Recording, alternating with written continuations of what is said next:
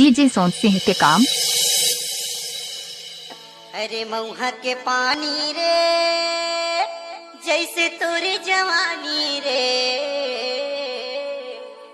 अरे ये चंदा जब तोला देखो ना तब मोला 100 बोतल के नशा चढ़ जाते।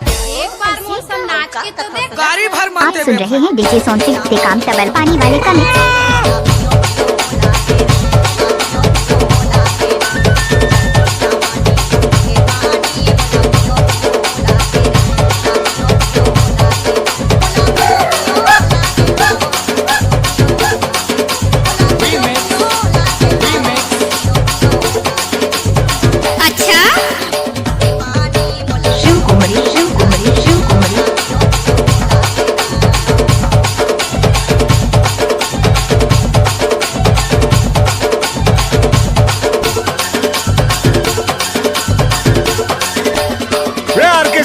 बजा।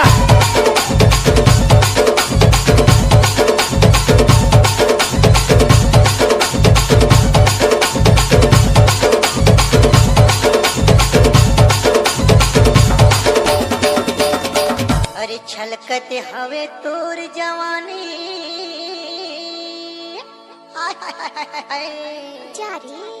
अरे छलकते हवे तोर जवानी का जैसे महुआ के झोर और ढारे ढार के पीते हो तोला।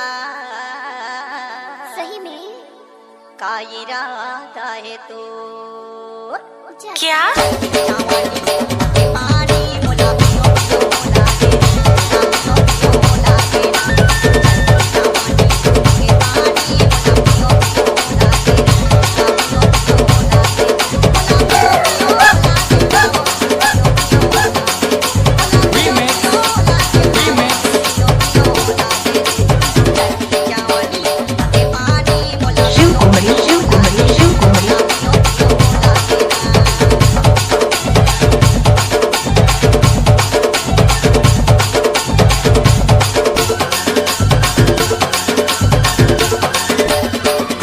दादा रे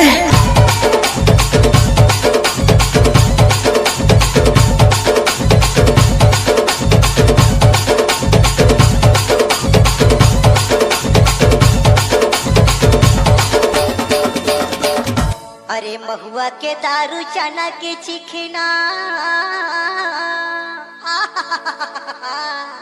अरे महुआ के दारू चना के चिखना अच्छा जैसे भारे तोर जवानी औ घेरी बेरी में पियते रहते हो। अच्छा पिया दे माया के पानी ले पी लेना राजा। अच्छा